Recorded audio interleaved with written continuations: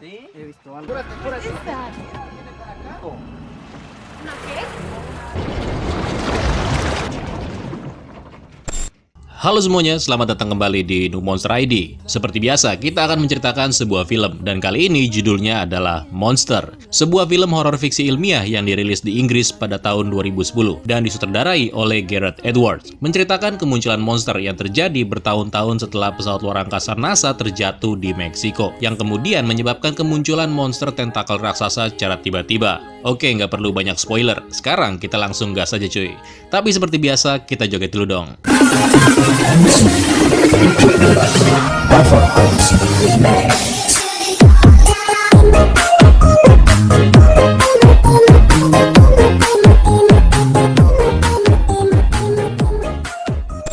Film dibuka dengan prolog yang menceritakan kejadian 6 tahun yang lalu, di mana NASA menemukan adanya kehidupan lain di tata surya. NASA lalu mengirimkan pesawat luar angkasa untuk menyelidikinya. Nah, begitu kembali, pesawat tersebut rusak dan terjatuh di negara Meksiko. Beberapa waktu setelah kejadian itu, secara nggak diduga, muncul semacam kehidupan baru gitu cuy. Bentuk kehidupan luar angkasa itu menyebar ke seluruh wilayah perbatasan Meksiko Amerika Serikat. Akibatnya setengah dari negara tersebut harus dikarantina, dan dinyatakan sebagai zona infeksi. Untuk mencegah infeksi semakin meluas, militer Amerika dan Meksiko saling bekerja sama guna melawan sesuatu yang mereka sebut sebagai makhluk. It's not safe. Let's go.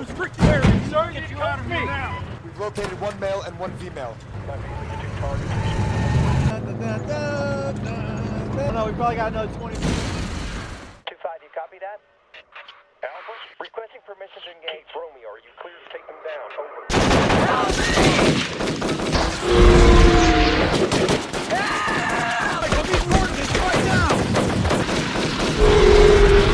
Engage, take them down. Let's do it. In 3, 2, 1. Yang kita lihat tadi adalah kejadian setelah makhluk-makhluk tersebut memasuki wilayah Amerika Serikat. Nah, sekarang kita mundur ke waktu di mana makhluk-makhluk aneh tersebut baru akan mengarah ke bagian utara Meksiko. Pasukan Amerika Serikat dan Meksiko bertempur untuk menahan makhluk-makhluk itu. Dan bukan cuma itu, sebuah tembok besar juga dibangun yang membentang di sepanjang perbatasan untuk menjaga wilayah Amerika Serikat tetap terlindungi. Sementara itu di Meksiko, tampak seorang wartawan asal Amerika yang bernama Andrew. Andrew terlihat mengunjungi sebuah rumah sakit, di mana dia bertemu dengan seorang wanita yang bernama Samantha. Samantha ini adalah anak dari bosnya cuy. Nah, Andrew diperintahkan sama bosnya untuk membawa pulang putrinya tersebut dan mengantarkannya kembali ke Amerika Serikat. Sebenarnya Andrew nggak mau, tapi karena perintah dari bos, dia nurut aja daripada dipecat. Setelah bertemu Samantha, mereka berdua lalu pergi menuju ke stasiun kereta api.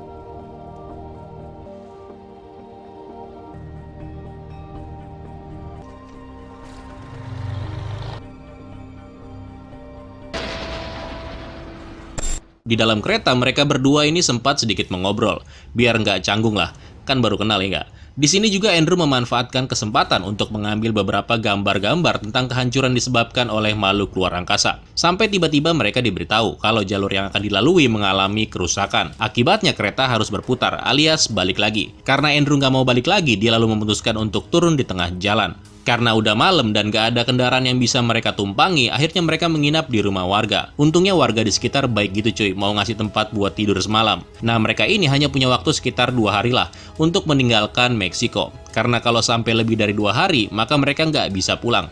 Pasalnya pihak militer akan menutup semua perjalanan laut dan juga udara selama 6 bulan ke depan. Singkat cerita, esok paginya mereka melanjutkan perjalanan. See?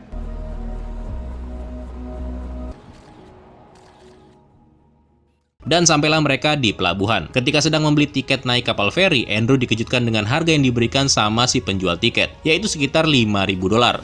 $5.000 cuy. Kalau ngikutin kurs dolar sekarang berarti sekitar 70 juta, anjay. Si Andrew merasa kalau si penjual tiket memanfaatkan keadaan. Tapi karena cuma itu doang cara untuk mereka kembali ke Amerika Serikat, ya udah dibeliin sama Andrew. Nah, karena kapal ferinya baru ada besok pagi, maka Andrew dan Samantha memutuskan untuk menginap 1 malam lagi. Setelah menikmati kehidupan malam lokal bersama di kota tersebut, ketika akan beristirahat, Andrew malah menyewa seorang wanita penghibur, di mana hal itu menyebabkan kesialan bagi mereka. Karena si wanita penghibur tersebut mencuri paspor mereka. Akibatnya mereka nggak bisa naik kapal feri. Gimana mau nyebrang kalau paspor nggak punya? You have my passport.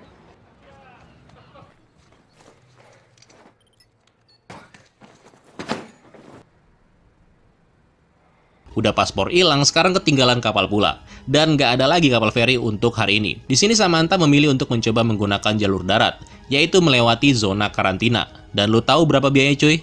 $10.000. Semua itu untuk supir, perahu, dan juga orang bersenjata yang akan mengamankan perjalanan mereka nantinya. Dan mau nggak mau Samantha terpaksa menukarkan cincin pertunangannya untuk bisa melewati zona karantina. Okay. Kemudian mereka melakukan perjalanan dan sampailah mereka di sungai. Dengan menggunakan perahu mereka akan menuju ke titik selanjutnya. Namun di tengah jalan tiba-tiba perahu mereka mogok cuy. Dan di sini mereka melihat pemandangan yang mengerikan. What is that? ¿Una qué?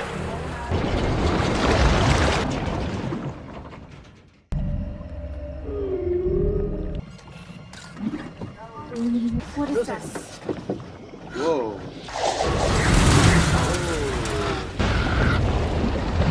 Espérate, Juan. Setelah perahu berhasil diperbaiki, mereka melanjutkan perjalanan.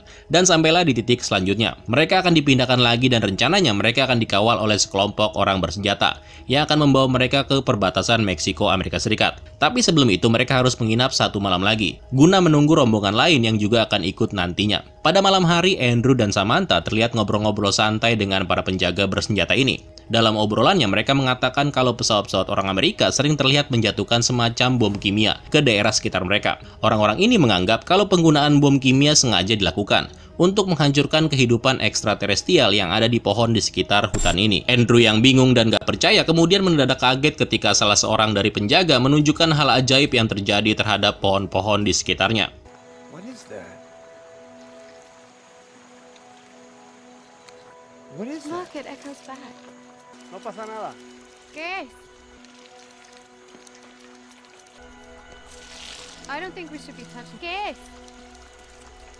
Where they grow and then they return to the rivers? Exacto. I guess that's what they mean by infected cells. Singkat cerita, setelah itu mereka dikejutkan dengan suara pertempuran pihak militer. Karena itu para penjaga ini langsung melanjutkan perjalanan tanpa menunggu rombongan selanjutnya. Tapi di tengah jalan tiba-tiba aja konvoi mereka diserang. What's going on? What? Be quiet, be quiet, be quiet.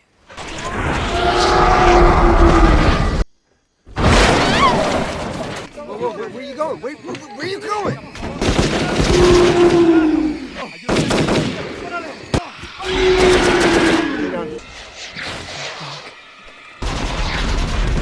Stay down.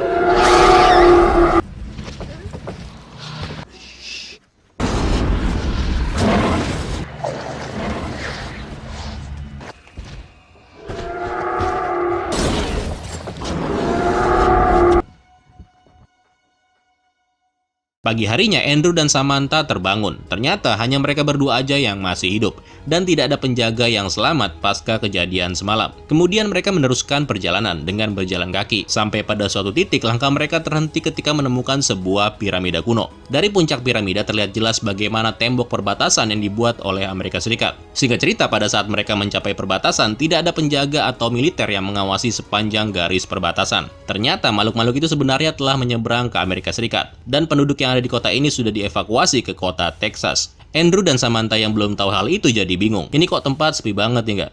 Dan bener aja ketika mereka melakukan perjalanan melalui kota yang udah rusak parah, mereka juga menemukan tubuh makhluk yang terlihat sudah mati. Di tengah kebingungan, mereka melihat sebuah pelang yang bertuliskan jalur evakuasi yang berjarak sekitar 5 km. Sambil berjalan kaki menuju jalur evakuasi, mereka menemukan sebuah pom bensin yang sudah lama ditinggalkan. Setelah sampai, Andrew lalu menghubungi 911 dan meminta bantuan. Sambil menunggu bantuan datang, mereka menghabiskan waktu dengan mengobrol dan menelepon keluarga masing-masing. Namun gak berapa lama, satu makhluk besar secara diam-diam mendekati tempat tersebut.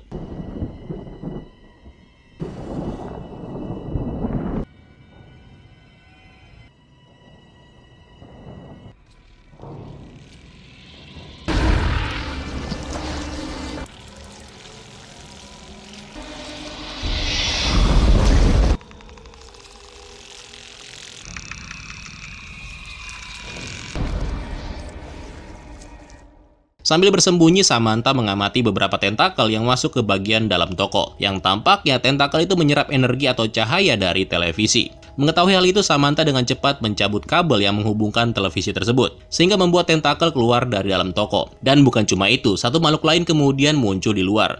Mereka terlihat berkomunikasi satu sama lain, dan juga kedua makhluk itu sepertinya akan kawin cuy.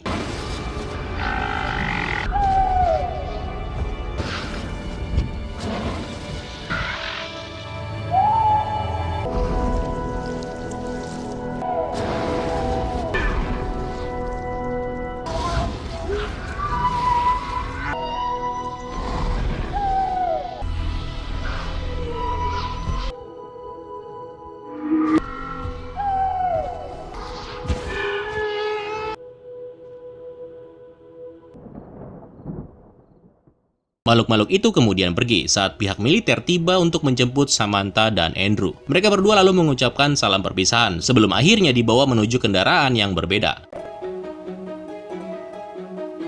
Dan ceritanya pun tamat cuy.